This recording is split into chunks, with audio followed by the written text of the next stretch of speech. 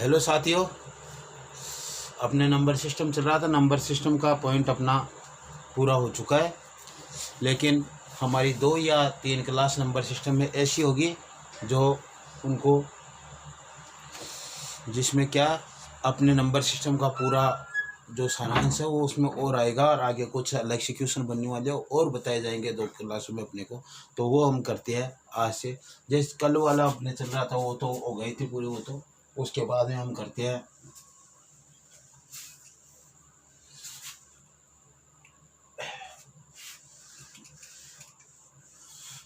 जैसे मान लो अपने पास कोई क्वेश्चन है, क्वेश्चन दिया गया है 0.3333 अनंत बराबर इसका मान क्या होगा, कि ये जो संख्या आपको दी गई है इसका मान क्या प्राप्त होगा। एक्चुअल में इसको प्रीमियम संख्या में हम व्यक्त करना चाहिए तो क्या होगी, ये हम इसको लिखना चाहिए। तो सभी अंकों को उठाकर एक बार आवर्ती या फिर 0 पॉइंट बिंदु बार लिख देते हैं हम। ये दोनों एक ही चीज़ है जो मैंने लिखी है, तो हम ऐसा लिख देते हैं। कहने का मतलब सबको उठाकर एक अंक लेते हैं और उस पर आवर्ती लगाते हैं कि वो बार बार आवर्ती हो रही इसकी। ऐसा कह रहे हैं जो आवर्ती दशमलव भिन्न है वो परिमेय संख्याएं होती है। हमने परिमेय संख्याओं में ऐसा एक पॉइंट लिखा था कि आवर्ती दशमलव भिन्न परिमेय संख्या होती है। और परिमेय संख्या होती है तो परिमेय संख्या होने का मतलब वो p बटा q के रूप में होती है, और q नॉट इक्वल टू 0, यानी q का मान शून्य नहीं है और p बटा q के रूप में होगी। इसका मतलब इसको हमने परिमेय संख्या के रूप में व्यक्त करना। तो देखो इसका क्या व्यक्त करने का तरीका, हमने 3 उतारना है और उसके बाद में दशमलव के बाद में जो अंक है कितने अंकों पर आवर्ती है उतने 9 लगा दो। जितने अंकों पर आवर्ती लगी हुई है उतने 9 लगा दो उसमें नीचे, तो 9 लग गए। अब इसको जो ये कटता है तो काट दो, 3 एकम 3 3 3 यानी 1/3 का मान 0.333333 है। ये हमारा क्वेश्चन। अब जैसे मान लो हमारे पास एक क्वेश्चन इस तरीके से आ जाए, क्वेश्चन आए हमारे पास 3.333333। अब इसको हमें उतारेंगे तो कैसे उतारेंगे, इसका मान हमें निकालना है, यानी इसको परिमेय संख्या के रूप में व्यक्त करना है। कहने का मतलब है तो हम इसको लिखेंगे 3.3 की बार या फिर 3.3 की बिंदु बार, दोनों में से कोई सा भी लिख लेंगे। और फिर हम कहते हैं कि इसका हमें मान निकालना होता है, तो मान निकालने के लिए क्या करेंगे, हम ऊपर वाली संख्या तो हम पूरी रख देंगे इसमें, और जितने अंकों पर आवर्ती है उसका 9 लगा देंगे। और जो हमारे पास देखो है, हमने इसको 33 पूरा लिखा, कितने अंकों पर आवर्ती नहीं है उतने उसमें से 33 में से घटा दो। आप समझो इस क्वेश्चन को, क्या है 3.3 की बार है, इसको हमने उतारा 33 उतार लिया, और जितने अंकों पर आवर्ती नहीं है उसको घटा दो, इसमें से घटा दिया। फिर क्या किया, नीचे जितने अंकों पर आवर्ती है, अंकों के बाद में दशमलव के बाद की बात करेंगे, इसके नहीं करेंगे, तो उसका 9 उतार दिया। तो ऐसा हमने किया 33 - 3/9। इसका मान हमारे पास प्राप्त हुआ, क्या हुआ 30/9। 30/9 प्राप्त हुआ इसका मान। इसको काटेंगे तो ये 3 से कट जाएंगे, तो इसमें तो 3 का भाग 10 बार जाएगा, तो ऊपर तो आ जाएगा 10, और इसमें 3 बार, यानी जो ये जो संख्या हमने लिखी थी 3.333333 जैसे अनंत तक जो लिखी थी उसका मान 10/3 है परिमेय संख्या के रूप में। ये क्या है, p बटा q के रूप में है, परिमेय संख्या है, और q का मान 0 भी नहीं है।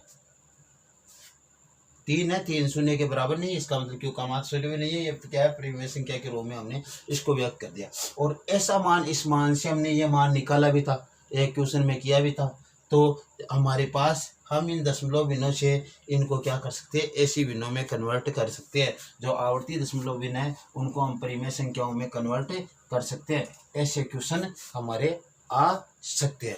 अब जैसे मान लो एक क्वेश्चन,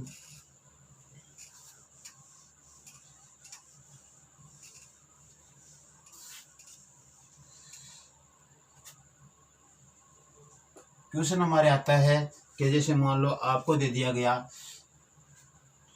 0.033333 डैश डैश डैश अनंत का मान हमें निकालना है कि 0.0 अनंत का मान हमें निकालना है, क्या होगा। तो देखो वही मान हमारे पास क्या है 0.03 की बार है, शून्य पर बार नहीं है, 3 ही रिपीट हो रहे हैं, 0.3 नहीं हो रहे, बार बार 3 रिपीट हो रहे हैं, तो हमें 3 के ऊपर ही बार लगानी, या फिर इसको लिख सकते हैं 0.03 की बिंदु बार, ऐसा हो जाएगा। अब हमें करना क्या है, करना ऐसा है कि जो हमारे को देखो 0.3 लिखेंगे उसका तो कोई मतलब है नहीं, इसका मतलब आप इसको 3 ही रखो, जितने अंकों पर आवर्ती लगी हुई है उनको 9 बना दो, एक अंक पर क्या लगी हुई है आवर्ती लगी हुई है 9 बना दो, और दशमलव के बाद कितने अंक ऐसे हैं जिन पर आवर्ती नहीं लगी हुई है, एक अंक, उसका शून्य बना दो। और इसका तरीका को तो आपको मालूम, वही 0.56 हम लिखते हैं और इसको भिन्नों में बदलते हैं तो 56 ऊपर रख लेते हैं, इसका 1 बना देते हैं और जो जितने अंक उनका 0 लगा देते हैं। तो हमने भी यहाँ पे इसको ऐसा ही किया, एक अंक का 1 0 लगा दिया है पे नीचे। प्रोसेस वही थी कि जितने अंकों पर आवर्ती है उनको तो हमने यहाँ पे रख लिया पूरी संख्या को, और इसमें से शून्य घटना भी चाहिए, क्यों, इसके ऊपर आवर्ती नहीं है, नहीं आवर्ती नहीं होती वो संख्या उसमें से घटती है, तो शून्य घट भी गया। अब हमारे पास जो मान आया वो आया 3/90। अब इसको काटेंगे तो हमारे पास प्राप्त होगा 3 का भाग है 1 बार, और इसमें 3 3 30 बार गया। 1/30 जो संख्या थी उसका मान हमारे पास क्या प्राप्त हुआ, 1/30 का मान जो इससे प्राप्त हुआ। अब देखो इससे कैसे हुआ, हम 1 में भाग देते हैं 30 का, यहाँ पे हमने शून्य उतारा, यहाँ पे दशमलव उतर गया, भाग फिर भी नहीं गया तो यहाँ पे फिर शून्य उतारा तो यहाँ पे शून्य उतर गया। अब कितनी बार गया इसका, 30 दिए 90, 3 बार, 10 आ गए शून्य उतारेंगे 30 दिए 90, 3 बार, 10 आ गए शून्य उतारेंगे 100 जाएंगे 30 दिए 90, 3 बार, वो संख्या बराबर आ रही है। कहने का मतलब जो दशमलव बिंदु में जो मान दिया गया है उसको हम यदि वो आवर्ती के रूप में है तो उसको हम परिमेय संख्या में बदल सकते हैं। और हमने ऐसा कहा था, परिमेय संख्या में पॉइंट डाला था कि शांत दशमलव भिन्न भी क्या होती है, परिमेय संख्या होती है, और आवर्ती अशांत दशमलव भिन्न भी क्या होती है, परिमेय संख्या होती है। और उसमें कहा अनावर्ती अशांत जो अनावर्तीय अशांत दशमलव संख्या ही है वो परिमेय संख्या नहीं होती, और आवर्तीय अशांत दशमलव संख्या होती है। तो ये आवर्ती शांत अशांत दशमलव संख्या है, आवर्ती हो रही है बार बार, इसलिए हमने इसको इस रूप में कन्वर्ट कर दिया। अब जैसे मान लो हमारे पास कोई मान आ गया है इस तरीके से,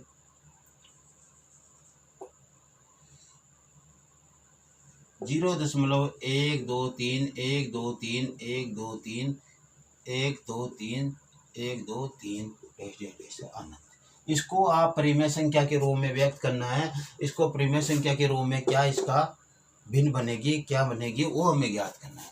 तो हमें करना क्या है, सबसे पहले 0.123 1 2 3 का रिपीटेशन हो रहा है, 1 2 3 1 2 3 1 2 3 ये रिपीटेशन हो रहा है, इसके ऊपर बार, या फिर हम इसको ऐसा लिख सकते हैं 0.123 की बिंदु बार, पहले अंक और लास्ट अंक पर बिंदु लगा देते हैं तो वो ऐसा होता है कि यहाँ से लेकर यहाँ तक के अंकों की क्या हो रहा है, रिपीटेशन हो रहा है, आवर्ती हो रही है, यह निश्चित समय के बाद वापस दोहराए जा रहे हैं।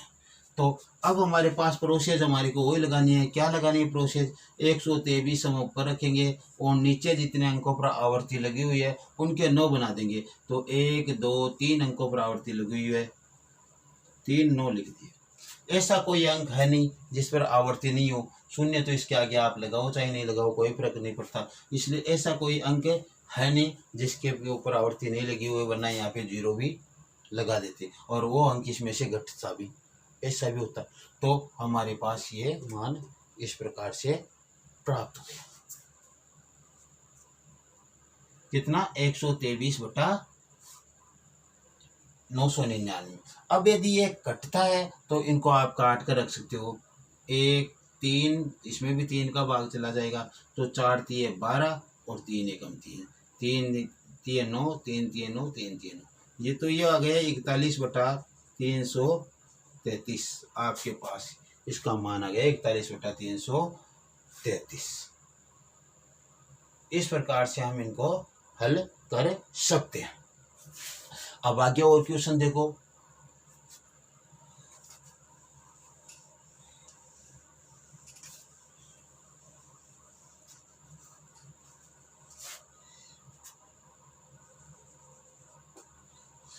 क्वेश्चन है आपके पास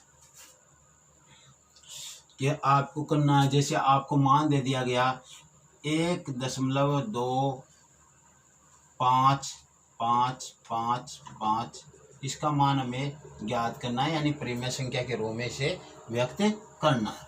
तो इसका मान क्या हो जाएगा, यहाँ पे हम लिखेंगे 1.25 की बार या फिर 1.25 की बिंदु बार, 5 पे है केवल बार। तो हम क्या करेंगे 125 उतारेंगे, 125 में से जितनी संख्या पर दशमलव नहीं है वो घटा देंगे, 12 घटा दिया।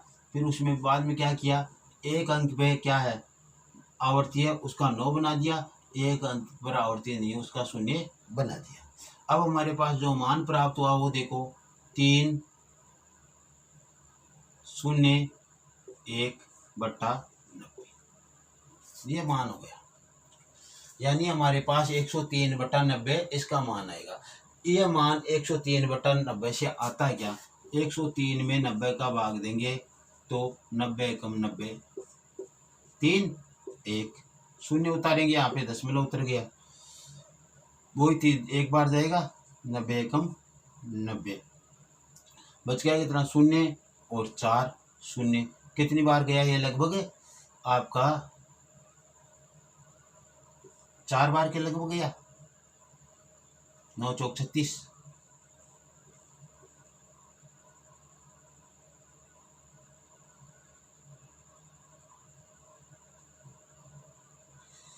तो ये 4 हो गई हमारे पास। फिर हमने यहाँ पे उतारे 6 और 9 0,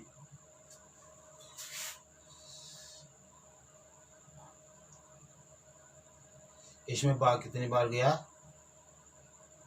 हमने कोई गलती कर दी क्या इसमें, 360 360 0 4 360 हो गए, 40 हो गए, 900, ये तो पूरे 10 बार चला जाएगा। फिर तो इसके बाद मतलब इसमें 5 बार भाग जा रहा है, 45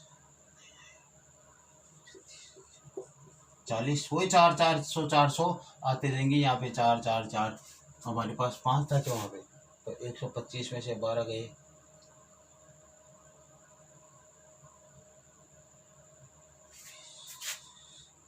113 होंगे, यहाँ पे 113 होंगे तो वो मान आ जाएगा अपने पास। ठीक है, तो 113 में देखकर देखो, 113 में भाग दिया हमने 90 का, 90 कम 90 3 और बच गए 2 0, दशमलव गया, ये गया आपका 2 बार 180। फिर आपके यहाँ पे बच गया 0 5 0, 9 पंजे 45 50, 9 पंजे 45, 5 5 आते जाएंगे आपके इस प्रकार से। 1 मिनट। तो इस प्रकार से हम इनका मान हल कर सकते हैं। आपको दशमलव आवर्ती अनावर्ती आवर्ती अशांत दशमलव संख्याओं को आपको परिमेय संख्याओं में बदलना आने लग गया। बदल सकते हो इसे, कोई भी संख्या हो, आप किसी भी संख्या को लो उसको लेकर आप परिमेय संख्या में बदल सकते हो। जैसे हमने क्वेश्चन ए को लिखा 2.055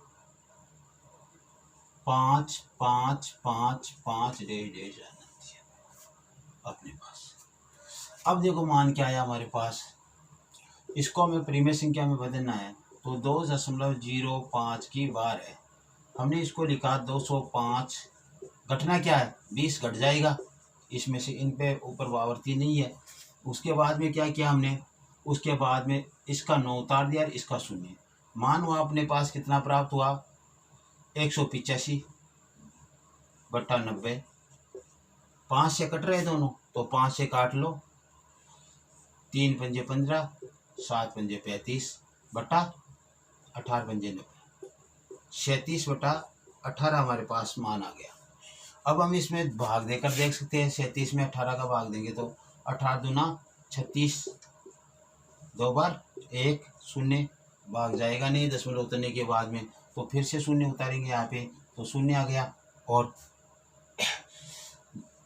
18 पंजे 90, शून्य शून्य उतर जाएगा एक, और 18 पंजे 90, ऐसे 5 5 आने लग जाएंगे, तो ये हो जाएगा 37 बटा 8।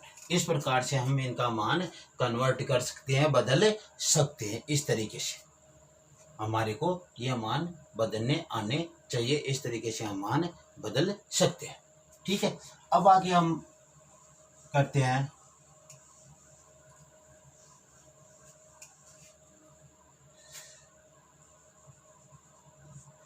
एक क्वेश्चन हमारे को दिया गया, मान लो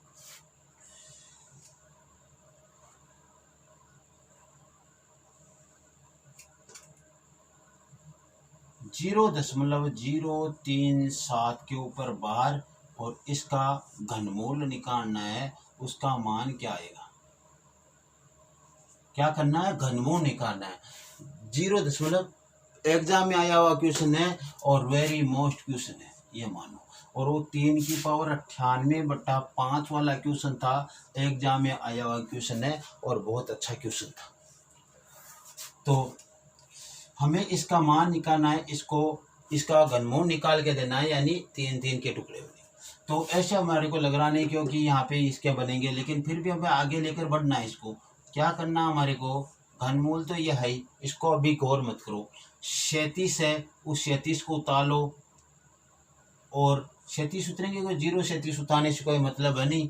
और फिर 3 अंकों पर क्या है, दशमलव है, तो 3 9 उतार दो नीचे।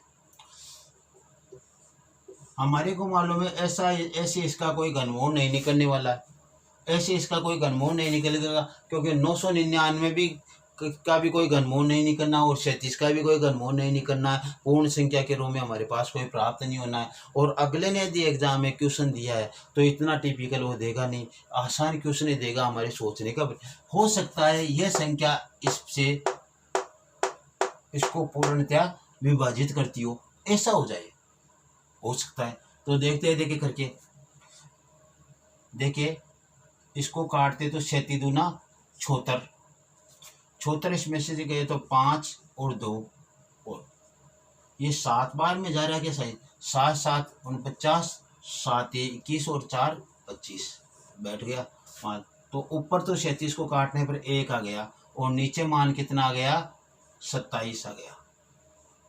नीचे क्या आ गया, 27 मान आ गया। अब देखो इसका अपने लिए कितना आसान हो गया ये क्वेश्चन, 1/3 की पावर 3 हो गया, और इसको हम ले सकते हैं घनमूल करने के लिए 1/3 की पावर ऐसे 3।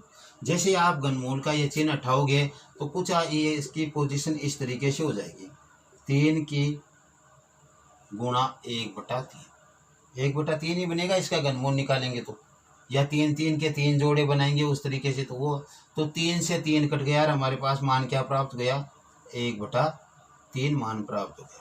तो 1/3 है वो, दरअसल में इसका जो प्रीमिय संख्या में मान प्राप्त होना है वो 1/3 होना है। यदि आपको 1/3 ऑप्शन नहीं दिया गया, यदि आपको 1/3 ऑप्शन नहीं दिया गया तो वहाँ पे आपको ऑप्शन मिलेगा 0.33333, ऐसे ये भी मिल सकता है। यदि आपको ये भी ऑप्शन नहीं मिलेगा तो वहाँ पे आपको ऑप्शन मिलेगा 3.3 की बार, सॉरी 0.3 की बार, ये ऑप्शन मिलेगा। और वहाँ पे यही ऑप्शन था, उसमें क्या था, 0.3 की बार का ऑप्शन ही था।